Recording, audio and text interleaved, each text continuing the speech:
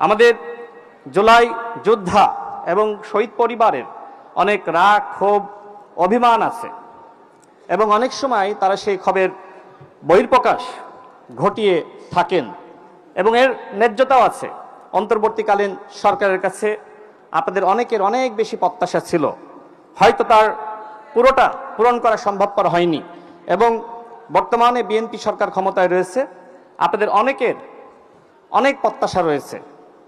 আমাদের মাননীয় প্রধানমন্ত্রী জনাব তারেক রহমান তিনি জনগণের প্রত্যাশা পূরণে কাজ করে যাচ্ছেন এবং আপনারা যদি জুলাই যোদ্ধারা, জুলাই শহীদ পরিবার, এদেশের জনগণ বিএনপি সরকারের পাশে থাকেন, ইনশাল্লাহ জুলাই শহীদ পরিবার, জুলাই যোদ্ধাদের, এমনকি আমাদের বিরোধী দলের যে আকাঙ্ক্ষা, সেই আকাঙ্ক্ষার ইনশাল্লাহ বাস্তবায়ন করতে পারবেন বাংলাদেশের মাননীয় প্রধানমন্ত্রী জনাব তারেক রহমান।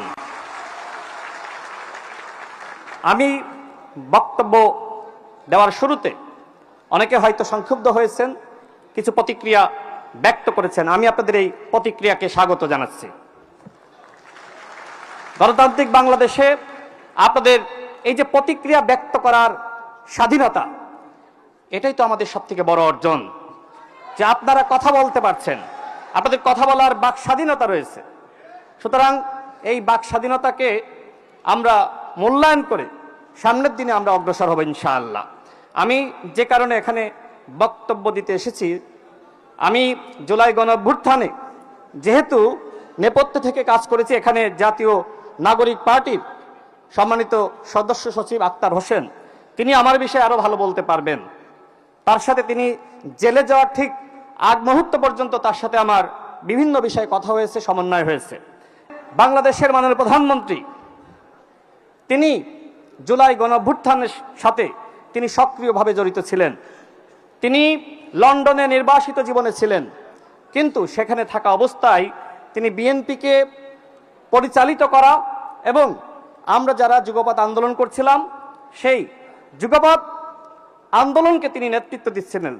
এর মাঝে 2018 সালের কোটা সংস্কার আন্দোলন আমরা যেটা সফল করেছিলাম, 2024 সালে আবারও শেখ হাসিনার পতনের মাধ্যমে কোটা ফিরে আসে এবং এর প্রেক্ষিতে আমাদের বর্তমান প্রধানমন্ত্রী জনাব স্বরাষ্ট্রমন্ত্রী এবং বিএনপির অন্যান্য দায়িত্বশীল নেতৃবৃন্দ সহ ডাকসুর সাবেক ভিপি নুরুল হক নূর, বর্তমান বিএনপি সরকারের প্রতিমন্ত্রী, এবং আমির রাশেদ খান, এছাড়া ছাত্রদলের সভাপতি, সাধারণ সম্পাদক সহ আমরা বেশ কিছু মানুষ একসাথে আলোচনা করেছিলাম যে ছাত্রদের এই আন্দোলনে রাজনৈতিক দল হিসেবে আমাদের যথেষ্ট দায়িত্ব রয়েছে এবং সেই দায়িত্বের যথাযথ সমন্বয় করেছেন আমাদের এখানে উপস্থিত আমাদের